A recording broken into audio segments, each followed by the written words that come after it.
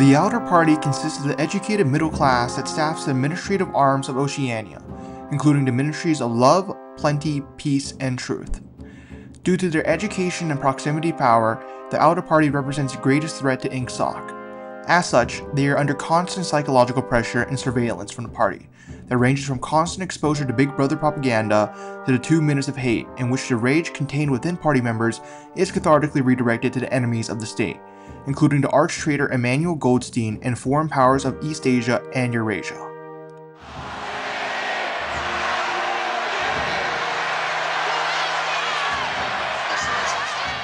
In addition, members of the infamous Thought Police routinely survey Outer Party members via helicopter patrols and telescreens, which are placed within private domiciles to ensure panoptic effect is achieved.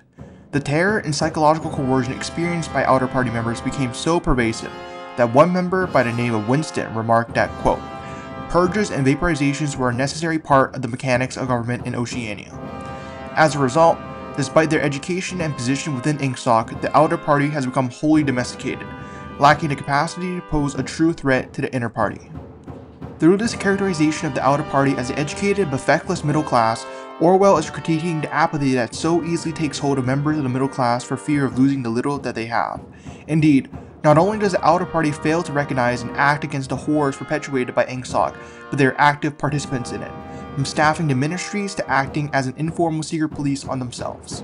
Consequently, Orwell was warning the middle class, traditionally seen as a champion and benefactor of liberal democracy, can easily be warped into becoming the stalwarts of authoritarianism in a world of eternal oppression.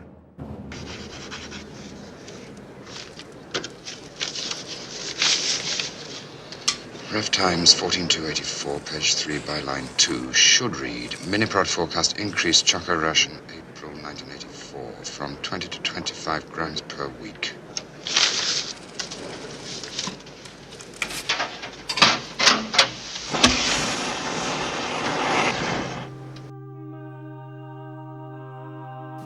The Inner Party is the select group of individuals at the head of the Ingsoc hierarchy that wields power over the masses. They are the main antagonists in the novel, controlling both the Outer Party and the Proles, and are characterized by mystery, hypocrisy, and brutality. This is seen with O'Brien, whom Orwell describes as the holder of some post so important and remote that Winston had only a dim idea of its nature. The mystery that surrounds members of the Inner Party generates fear in the Outer Party members, where a momentary hush passes over them as they see O'Brien approaching.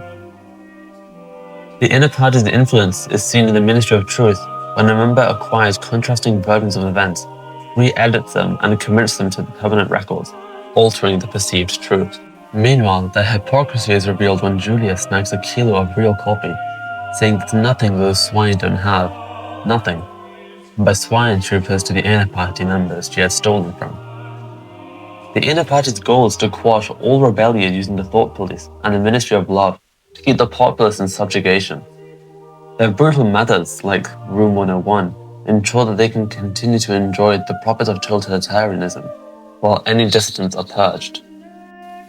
As written by Emmanuel Goldstein later in the novel, the world is composed of 3 kinds of people: the high, the middle, and the low, of which the middle's goal is to wrench control from the high, as the high fights to retain its power.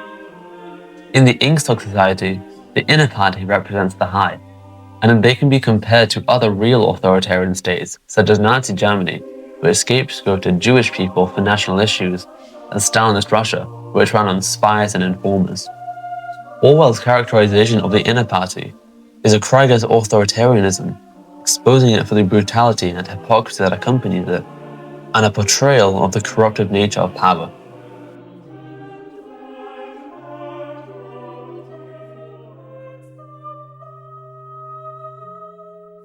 The proletariat comprises the vast majority of Oceania's population, serving as the blue-collar workers who supply the labor needed for industrial production. While the Ingsoc Revolution was supposedly a socialist movement aimed at freeing the oppressed working class, by 1984, total control over the populace had clearly become the party's singular goal. Notwithstanding their vast numbers in the writings of a political rebel, the Proles' lack of education ensures that hope does not lie with them. Supplied with alcohol, racy novels, maudlin films, and fanatic nationalism, the proletariat are made submissive and uneducated about the grander politics they are enmeshed in. But because of their lack of insight, the pros are afforded greater freedom than the outer party, even matching that of the members of the inner party. There is a party slogan that wholly encapsulates the mock and the laissez-faire attitude of the party to the pros. Pros and animals are free.